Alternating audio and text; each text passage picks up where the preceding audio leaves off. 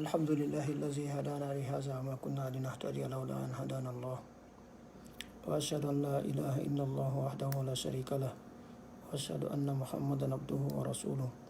صلى الله عليه وعلى آله وصحبه أجمعين. اللهم ما أصبحنا به من نعمة وعافية وستر أو بأحد من خلقك فمنك وحدك لا شريك لك فلك الحمد ولك الشكر. اللهم إنا نسألك خير ما في هذا اليوم وخير ما بعده. اللهم إنا نسألك فتحه ونصره وبركته ورزقه. اللهم إنا نعوذ بك شر ما في هذا اليوم وشر ما بعده. اللهم إنا نسألك زيادة في الدين وبركة في العمر وسعة في الرزق وصحة في الجسد وعفوا من الحساب وأمانا من العذاب ونصيبا من الجنة وارزقنا النظر فيما يرضيك عنا. اللهم إنا نسألك التقى والهدى والعفاف والغنى. اللهم إنا نسألك اللهم احفظنا بالإسلام قائمين وبالإسلام قائدين وبالإسلام راقدين. اللهم لا تؤمن فينا عدوا ولا حاسدا. اللهم إنا نسألك من الخير كله عاجله وآجله ما علمنا منه وما لم نعلم ونعوذ بك من الشر كله عاجله وآجله ما علمنا منه وما لم نعلم. اللهم إنا نسألك من الخير ما سألك منه عبدك نبيك ونعوذ بك من الشر ما عزك منه عبدك نبيك. اللهم إنا نسألك الجنة ما قرب إليها من قول أو عمل ونعوذ بك من النار وما قرب إليها من قول أو عمل. اللهم إنا نسألك أن تجعل كل قضاء قضيته لنا خيرا آمين. الحمد لله رب العالمين. يتي الله سبحانه وتعالى نونا فتوغل بيمبيدو wondude e cellal e hettare e gomɗina nden toro allahu subahana taala yo duminan en ɗi nemaji makko ɗo yo en wawnu mo yettugol mo eɗen toromo kanko subahana taala yo allah dandu en goltirgol ɗi nemaji ɗo e yeddugol mo nden toro allahu subahana taala julɓe ɓen fof tawɓe feƴƴini ɓe yo allah hino ɓe yaafoɓe naata ɓe aljanna tentini mawɓe men ɓen tawa ɓene jogui haqqe e hoore men ɓen nden tori allah subahana taala naade ɓe no aljanna firdaus ɓurɗo towɗen to allah subahana taala ta en tawroɓe hersa en tori allahu taala kala tawɓe hino nawne julɓe e heferaɓe yo allah dikkiɓe julɓe ɓen yo allah waɗa ɓe montir ɗum bakkatuji yo allah waɗa ɓe ɓantir ɗum darajaji yo allah wowno ɓe muññagol koko jaribiɓe ɗon en toro allahu subahana taala mawɓe men ɓe wurduɗon ɓe yo allah junnu balɗe maɓɓe ɗen yo allah subahana taala okkoɗen ko dagui ko fawtoren ɓe yo allah okkoɗen jikkuji moƴƴi e neediji moƴƴi no wondiri e maɓɓe men nden toro allahu subahana taala yo allah junnu balɗe maɓɓe ɗen yo allah okku en du'aji mawɓe men ɗen e barkeji maɓɓe nden toro allahu subahana taala fayi men ɓen fof tawɓe no feewi ɓen yo allah ñiɓinɓe pewol ɓen tawɓe hino ooñi no seli lawol no ɓoyli yo allah fewnu ɓe nden tori allah subahana taala waɗa fayi men ɓen hara ko ardotoɓe yo allah waɗa ɓe huntoɓe haaju nden tori allah subahana taala okkoɗen ko dagui ko neyiri faɓe men ɓen yo allah okkoɗen jikkuji moƴƴi e neediji moƴƴi e waajuji moƴƴi koyeɗen neyira fayi men ɓen nden toro allahu subahanahu wa taala yo allah junnu balɗe maɓɓe ɗen e balɗe meɗen ha heɓe naforiji maɓɓe kamɓe eɗen toro allah subahana taala okkuɓe du'aji men e barkeji ɓen nden toro allah subahana kala siɗɗo men tawɗo hino aani hino ɓitti hino soñji hino suni ka ɓeygure ka dewle ka jawle ka hoddigal ka wonunde ka kaydiji nden tori allah allah ittanɓe soñja o yo allah ittanɓe suno yo allah waɗanɓe newede nden tori allah subahana yerkonko jarribiɓe ɗo yoɓe wawa muññagol yo allah taw hara ko fi yo yafano e bakkatuji maɓɓe ɗin yo allah taw hara ko fi ko ɓeydiran ɓe poste ji towɗi darajaji towɗi ka aljanna nden toro allah subahana allah moƴƴin hakkude jombidir ɓen yo allah moƴƴin hakkude ɓeygureji ɗin yo allah ittu konnagoji ɗin e seytane hakkude inchallah haara no guelerɗon noon hannde ɗen toro ko ñallal arafa ñallal ɓurgal hittude ɗen toro allah subahana allah newnan e waɗgol moƴƴide e ngal ñallal ɗo kadi ɓe gandi ngal ñallal ɗo nela salah maki sa hoori ngal ñallal ɗo haray allah yafantamo bakkatu duuɓi ɗiɗi mo hoori nde ñalan ɗo hande allah yafantamo bakkatu duuɓi ɗiɗi ɗen tori allah subahana tawɓe hino wawi horde ɓen hino selli tawɓe hino newnana hawrugol ngol ɗen toro subahana taala yo newnan ɓen ɗon ɓe hoora haray no jeeya e mum kadi no famiren si ɗe balɗe ɗo feƴƴi so ndu lewru ɗo maayi haray lewru daroto nun kadi ñallal ɗon kadi mo hoori ngal ɗon heɓay arana so hoori hitande yani ndu lewru ɗo ngal ñallal ɗo hande mo hoori ngal ɗo no mari Allah yafamo bakkatu duuɓi ɗiɗi lewru darto nun kadi mo hoori kadi sappo ndun on goto ñalande wotere sappo nden noon mo mari Allah yafamo bakkatu hitande wotere no wodi ko waɗi seɗen joguidirɗe ɗiɗo ɗi no famire nde ñalande hande ɗo nde no hitti ka dina men jooma gande ɓen no wi'i nelaɗo sallam ko nde ñalande ɗo e nde ñalande ndu lewru ndu mi yeeti on ɗon ndu lewru darto ndu ɗo ñalande koko ete julle jommente o ko ɗum noon Allah winoɓe hooru arano Allah ka ɓura nde winoɓe hooru kutiba alaykum siyamu kama kutiba ala lazina min qablikum la'allakum tattaqun Allah daali yeeso ɗon ayyaman ma'dudat ñalɗe limaɗe jooma gande goo no wi ko fanda yon ayi ɗo nasumaye ko fanda ko ɗe balɗe ɗo ko hande arafa ñande jeenayi e ñande sappo ndu darto ndu ɗo ko ɗum fanda ɓe inni seede mum yeeso ɗon Allah wino tawɓe wata horɗo ɓen eɓe ñammi kono Allah wi hon ɗum ko horugol ngol ɓuuri moƴƴande yaari on tuma horugol arafa e horugol jombente on tuma aran no gattirde suuma e farle ɗe haɗe on ti ɗum mari suwa imma o hoorema o ñammina joni noon ba Allah subhanahu cippini yen hooru suuma e hande kay ɗe ñala ɗo no hande ñande arafa ɗo ko imma a heɓɓi feere a hoori ma a hoorade kono a ñamminta ko noon kadi jombente o a heɓɓi feere a hoori ma a hoorali kono a ñamminta kono suuma en ɗa gandi si a hoorali ko ya yoɓoy so tawi a wawata yoɓude ko ya ñammi kono nde ñalande hande ɗo ko ya hooru sala no muya ma so tawi a wawata hoorude ma anonaka hoorude haray fuy waɗɗakima a yoɓoyta a ñamminta kono waɗi so e wolno ɗo hakke ko ɗe ñalaɗo hitti Ibnu Abbas andiraɗo firi o ɓurano kanko taabi inajo goo on go wino onon ɓe sahabaɓe nelaɗo min ngalɗi e mum Ibnu Abbas inni ko honɗum ngalɗa men o inni wo onon mi ay lewru suuma e ara woɓɓe mon harano voyage de ɓe hoorata lewru suuma e ɓe voyage de ɓe hoorata ɗe gandi Allah no wiya ka Qur'ana so tawi ɗa voyage de kal suuma e ɗa wonde ara hoorali hara ko a yoɓoy on ɗon inni lewru suuma e aray on hoorata ñawlo ɗo yoɓoy on kono arafa aray hara ɗon voyage de hatta hooron nde ñalande sappo donkinɗa jombenteɗa aray hara ɗon voyage de kono on hooray ko fi on ɗum o inni Ibnu Abbas inni wala ɗum moƴƴi accu mbiyaɗuma kon waɗi lewru suuma e ko Allah inni siɗa hoori ɗa voyage de si tawi sattante haray ko ya taƴu yoɓoya kono ñande arafa ko imma aɗa mari feere horugol ma ala feere horugol si a hoorali a ñamminta a yoɓoyta ko noon kadi sappo jombente on so tawi kono wolte ka pula asuram si ko sappo jombente ka pula haray ndu lewru darton ɗo ñande sappo mayro haray o yafoto pula ngam joni ko falɗe wolde ɗo ndu lew nde ñalan ɗo hande mo hoorinde inchallahu Allah yafoto bakkatu duuɓi ɗiɗi joni noon si on tigui no wawade hoorde imma ko ɓay on tigui no nawni imma ko sonnaji mo yiide farillaji makko ɗin est ce que mo jogui perdi wala perdi faami moƴƴa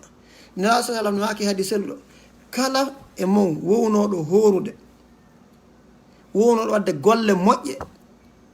o ronki heɓode feere waɗugolɗe imma ko ɓaymo voyage de ma ko ɓaymo nawni ma ko ɓaymo mari ganto Allah windanaymo baraji wasi tawno wasi wonnoɗe golle subhanallah haɗa ko falɗe wiide ɗe gandino kasa buyi rowani hino selluno e ngal ɓe nawni ɓe wawata hoorde docteur ini to ɓe hooru no wodno buyi ko feƴƴi ko no gasa bandira amen ɓe ala no wiide farillaji maɓɓe ɗen hande ɓe yi farillaji maɓɓe ɗen ɓe suno seytane waɗa ɓe suno arata ɓe suno ɓe fo yiɓe ɗata ɓe suno ɓe yiɓe farillaji mum ta suno Allah subhanahu wa ta'ala o yoɓa ɓe joddini ɓay tun ɓe joguino anni eɓe hooray hiɓe wowno wadde haray ko moƴƴere enen ka dina men ndaare de ko moƴƴere ka dina men nelaɗo wi kala wownoɗo wadde golle ari ha o ronkiɗo wadde saabu ganto Allah windana o baraji so waɗi ɗe donc ara ɗen inna siɓɓe men tawaɓe no fooyi ɓen ɓe andi no horugo Allah muyala ɓe hooru ella ala inchallah Allah windana e baraji ɗin ko wontun noon horuɗo emo hoora yo ɗuɗɗino janta ko inde Allah tentini ittude fana ha ka futuro tentini ɗo ñalla nga fof yonti ɗuɗɗino janta ko inde Allah tentini konngol tawhidi ngo woti ngo Allah asaru la ilaha illallah kono tendigol la ilaha illallah wahdahu la sharika lahu mulku wa lahu alhamdu wa huwa ala kulli shay'in qadir. La ilaha illallah wahdahu la sharika lahu lahul mulku wa lahu alhamdu wa huwa ala kulli shay'in qadir. Yo jama ɗuɗɗinorgol ɗum ɗo se a wawata fof la ilaha illallah no moƴƴi en toro kadi yo jama waɗu du'aji fewdo ɗo nde ñalanɗo mo kala ko mapini ɗum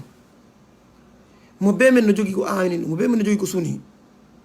yonti waɗa hoore mum du'a waɗana jama fof du'a ɗen toro noon jama on ka du'a yoɓe gueɗe no nelaɗo wiray ɗon ɗen gandi du'aji ɗin ko ɓuri hettugol ko fiila haram yo Allah okko en aljanna towɗo yo Allah dando e yiitege yo Allah okko en aljanna towɗo yo jama on tentinɗo aljanna towɗo firdaws on yo Allah dando e yiitege ɗum ɗo ko daleji ko nela sallam wiyete si on tigui noon gayni ɗum ɗon o watta noon du'aji haajuji makko ɗin ɗo tamo yejita haajuji adna o si adna on boni kadi kara halla haram moƴƴirta yo ɗoɗinoro du'a rabbana atina fi dunia hasana wa fil akhirati hasanatan wa qina azaban nar. Allah okkumen moƴƴere nden ka adna ɗo okkamen moƴƴere nden ka lahara ɗo dandamen lette yite on du'a ɗo no mofti fof en fof ɗe hunjimo rabbana atina fi dunia hasana wa fil akhirati hasana wa qina azaban nar. On du'a ɗo fof no ton Allah okkomen moƴƴere ka adna ɗo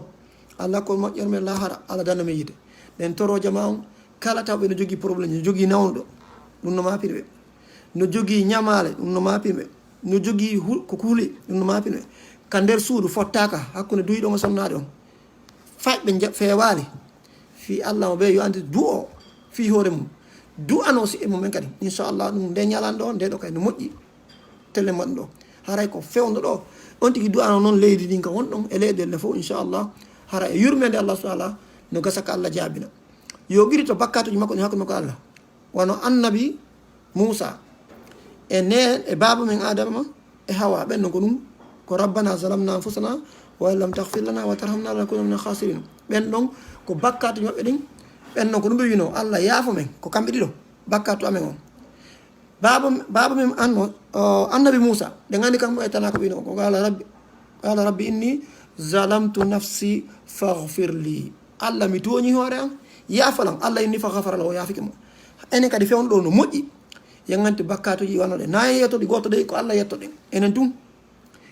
yen toro Allah subhanahu wa ta'ala Allah yaafa en bakkatu kala ko wannoɗa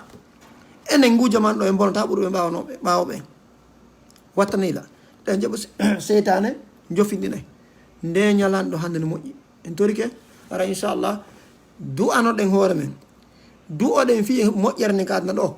du'oɗen fi moƴƴere nde ka lahara ɗuɗɗinoɗen tentini rabbana atina ara inchallah e tentini juurgo e nelal sallah sallam ɗe gandi enen madi ɗum allahuma salli ala muhammad wa sallim sallllahu alayhi wa sallam no wawirɗa o inchallah haray ko ɗum ɗo wonno ko men telengo sengo ɗo haray kadi no wonno piji ko ko andintinɗe fimo heɓali feere yogol hajju ɓayde gande buye ngal hajju ala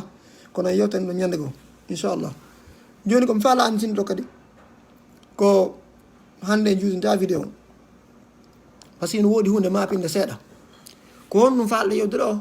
ko telemma julde nden inchallah ka juurde men julten ka juurde 166 ɗo enen wonirɓe bronze ɗo ɓe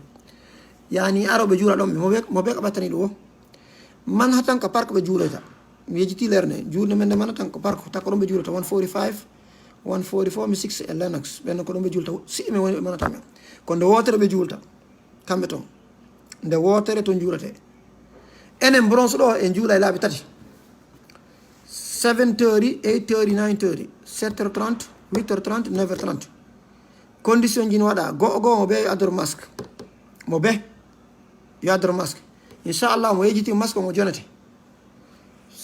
ok goɗɗo addi no gasara ko mana tan woni 8h30 goɗɗo windiɗo no gasa yonti tentisi ko mana tan mi anda kadi ko hombo watta mi wolu ɗo ko mi anda inchallah hara woɓe windiɗo 8h no gasara ko ɗum haara ɗum ɓayno mi andaɓe haray en ɓurta vérifié yoɓe yaafo haray mi hutaki ɓe ɓe windiɗo ko 8h haray ɓe tenti ok haray ko 7h 8h 9h enen bronze ɗo mana tan ko nde wotere yo jama mum ɓeɗo windi ko 8h mi tañino gasa ko ɗum ɓe faala ɓe tentinali ok kono enen ɗo bronze yonti addoro masque go'o ɗiɗi nde waɗi sariyaji si wiyama nder ton heewi hara heewi hara en darni yimɓe ka yaasi no gasara ɓe waɗi gilet hoy waña teni ni ɗe gandi marno teniji kono inchallah saabu nawnarde ga dawnto ɗin ɗo woniri kono en jonna e teni ok si hay siko imama on so ari onni so innama heewi hara heewi hay siko mawɓe si innama heewi hara heewi ka sonnaɓe har no darna woɓɓe ka duyiɓɓe no darna woɓɓe fof ko tewraɓe ni natirta duuɓe natira ka damal mum sonnaɓe natira ka damal mum yaltugol ngol fof ko 166 yaltirta ko hoɗen torodira si innama heewi hara heewi iɗen torodira kadi fewnɗo laamu ngu no ɓurti ñaarude fewnɗo juuluɗe goo heeɓi probléme restaurant ji goo heeɓi probléme ko ɗum ɗen tori e jama o ɓurtu respectude saria o ɓe reeno ɓe jaɓa en faala si goɗɗo ɗo woni heewi hara heewi mo ɗaɓɓiti ɗon probléme e ɗum kay laaɓodiren ɗo par ce que no gasa ɓiɓɓe goo no gasa ɓay haray buy e men o ga woni mo weti ko yamimini probléme inchallah ɗum kayre probléme o ƴangaymo ɓay gandi ɗen leydi ni ko leydi saria juulde nden no mari saria ɗum kadi buyi anda no gasa buyi sikke hara sariyaji ala made haray anda eno nder to wonira e jama o faama juulde nden no jogui sariyaji mum laamu ngun no andi fi majji laamu ngay no andi fi juulde men nden mo ari mimini ɗon probléme o mimini ke inchallahu sonko watta piratake ko laamu ngun tunulete ɓe daara caméra ji ɗin ara lanni ɗum kadi famodire si innama mo ari 8h 7h30 tawi heewi yo habbo ha 8h30 si heewi o habbo ha 9h30 si juulama lanni ta yimɓe yaltu kay daro ka yaasi ɗon yer wonayɓe ɗon ɓen yo tawɓe waɗi masque maɓɓe on ka yaasi tigi gonne wolde kala dartoɗo ko yaasi yo tawɗo waɗi masque yo yimɓe ɓen kadi taw ɓe ɓattodirta ka yaasi ɗon en tori ke fi allah ɗum ɗo ko fi allah woni wolde l'islam ko ɗum yamiri saria lenni ko ɗum yamiri yo gandi l'islam no yamirma kala saria leydi ko wonɗa ko ya respecte on saria ɗon ko ɗum ƴettirɗa visa on l'islam no jeeya ko ɓeinta ya hunnu ahadiji ko hunnugol ahadi ka leydi ka yaaɗa ɗon sariyaji ɗin si o kaydi ko ya hunnu sariyaji leydi en tant que citoyen jo siko étranger jo hunna sariyaji leydi en tant que aɗa jonna kaydi wongol ton haray ko yonti watta yiɗa ɗum ɗon ko l'islamu yamiri ɗin piiji haray respectugol on ka yaasi ɗon inchallah yo yimɓen to ɓe mawɓo ɗon fiiɓe ka yaasi kadi ɓe waɗa masque ji maɓɓe ɗin goto ɓe mawɓo ka damal juulde ɗon wiɗen juulde buy woɗi heɓde probléme ɗe annduɗen fi mum kadi ɗum laɓodire poyi ka télévision joni kan ɗo darde kan ɗo re ɗum ɗo fof ɗo ɓuuri mi andude téléma queens e manatan onno restaurant ji heɓude probléme waɗana fayni juulirɗen kadi joni tigi kanji tigi juulɗe ɗi ɗum manatan ɓe heeɓi probléme ko juuɗe ɓe annduɗen kadi hara ko imam umen seediti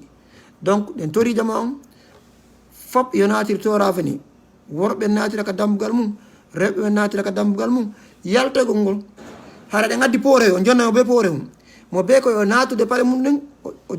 o waɗɗillere ka o julta ɗon o haɓɓa paɗɗe e nder poore mum o juulida e majje si salminama natora fene yaltira ko yaltiri 160 o yaada paɗe makko ɗen tamo ari o paɗɗen mais o jonete poore mum yo ukku paɗe makko ɗen e paɗe ɓiɓɓe makko ɓen e paɗe ɓeygu makko ma modi makko kala ɓe wonduɓe e poore mum inchallah ɓe yalti ɓe natira tora fene ɓe yaltira 166 ara ɗum ɗo falɗe ganditinde mi filito noon sariyaji no woodi no gasa buy haran daari hande mi heewa wolde ɗum ɗo goho ɗiɗi anno kadi laamu ngun on wonɓe 166 ɓe fof no andi ñande o gardi no ari ɗum ɗum fof no andi ɗum ɗon hiɓe wowi nder toon ɓe andi toon sécurité caméra ji fof kay ɗum kadi wonɓe noon ka juɗo ɓen ɓen no andi ɗum no gasa hara buy e men hande mi taw yomi wol ɗum ɗo par ce que ɗen faala sari respecté laamu ngun hooroɓe police ɓe fof ko goto wonɓe brosse ɓe fof ɓe tippa ɗon ɓe naata e office ɓe andi kadi ndere ɓaawo ɓe andi caméra ji kadi ndere ɓaawo kala ko waɗɗo ɓori e faya marshal ɗum kadi jama on anda ɗo hande ɓori e faya marshal ɓe gara ɓe jooɗo ko office toon ɓe jonne teviji ɗin kala ko ha toon jiɗi ɗum kadi hara taw wonu goɗɗo no juha wonɓe ɗon ɓe ngoy no andi ñalloɓe ɗon ɓe fof kañum no andi ɗum ɗo omoni wolde ɗum ɗo hara hellandaki seeɗe tawi kadi sariyaji no winda no wekka ka juuɗe toon kadi ɗum kadi an kamo anda no gasa buy anda sa naati kam mimbar julde sariyaji no yowi toon kono fi kala ala kay wole ɗen ɗen tori jama ngol lawɗo e wowa tentinde fi allah moɓe ari si innama heewi sina ɗum haray o guerta e goto ko kanko e sari on guerta ɗum haala ɗum o ta kadi ɗum alani tampodire inchallah aray par ce que en yiiɗa jama on soñjo en yiiɗa juulde no heeɓi inde bonde en yiiɗa dina ko heeɓi inde bonde en yiiɗa kadi yo goɗɗo soñjo toon e hoore laamu ngun no eti yo yimɓe sellu ɗe gandi e communauté men yimɓe buy maayi ɗum ɗo mi sikkino duwan waji ɗe enen buy araynoɓe juula ɗon maayi enen ɗe gandi ɗum ɗo ɗum ɗo on fof buy e mon ko ɓurɓe la gandude araynoɓe juula ɗon ɓe juulda nder rowani e ngala e maayi joni noon so tawi ha joni ene woɓɓe men no yawitade ala inchallah en torodiri taw si mo innama heewi mo innama rewɗo wonɗo na imamu na salli na président na mawɗo wonɗo kadi si probléme moneke en juɗɗinta haala inchallah ɗum kay o garanti aray fof no andi ɗum ɗo aray ɗen toro allah subahana taala yo newnan horugol nde ñalande o ɗen toro allah subahana taala tawno en iidi on inchallah ɗen toro allah subahana yo allah hejjindin en kala tawɓe no jogui ande yo allah subahana ittan ɓen kala tawɓe no jogui nawnuɗo yo allah dikkinanɓe nawɗo kala tawɗo no nawni yo allah dikkinɓe nden tori Allah subhanahu yo Allah hoynan en fof yo Allah newina jama yo Allah ɓuttin leyɗele ɗe fof yo Allah ɓuttin kamen to yo jonnu nunɗuɓe fewɓe ko ardo ton ɗo kadi yo Allah jonnu nunɗuɓe fewɓe ko ardo ɗo nden toro Allah subhanahu yo Allah waɗ en nafaɓe yo Allah dande wongol lorraɓe nden toro Allah subhanahu wa taala yo Allah en sakito e moƴƴere yo Allah taw ara en na en sakito e bone nden toro Allah subhanahu siɓɓe men o aaliɓe fof e ɓoyliɓe fof yo Allah artirɓe kala o nden toro Allah subhanahu wa taala fewɓe yo Allah ñiiɓe nden toro Allahu subhanahu wa taala yo Allah ɓeydi jokkere en hakkude men yo Allah moƴƴin hakkude ɓeygureji ɗin ka cuuɗi yo Allah moƴƴin hakkude men enen communauté o fof yo Allah sala moƴƴi hakkude julɓe nden tori Allah subhanahu yo Allah dande en bonneji yiilotoɗi kammu e leydi nden tori Allah subhanahu wa taala yo Allah naado en aljanna nden tori Allah subhanahu wa taala yo Allah waɗ en hara koen tefanoɓe moƴƴuɓe mbawa men hara inchallah nde ɗen darade ɗo hara yafato wiɗen ko 7:30 8:30 9:30 julde 166 natire Toro Avenue yaltire 166 entrance Toro Avenue exit 166 tamo daro ka yaasi ɗon ka nder e ka yaasi fof koye masque waɗe ka nder e ka yaasi inchallah haray kala yeyataɗo hunde yo jaaɓo haray ko ɓe ka juuriɗo yeetti sécurité ɓe rewɓe no woodi sécurité ɓe worɓe no woodi ka ɓe inchallah haray en fof koyen koppiri ko enen jeeyi ko fimen waɗira kono haray inchallah koye wallidir toujours ko ma woɓɓe halfinay ko ma en fof nananen ɓen ɗon haray wa jasakumullahu hayra haray o yejitali jama men on ka du'aji haray kala du'otoɗo yo andi to siɓɓe makko ɓe ala ɗon ɓen e kala maapiɗo inchallah haray on jarama assalamu aleykum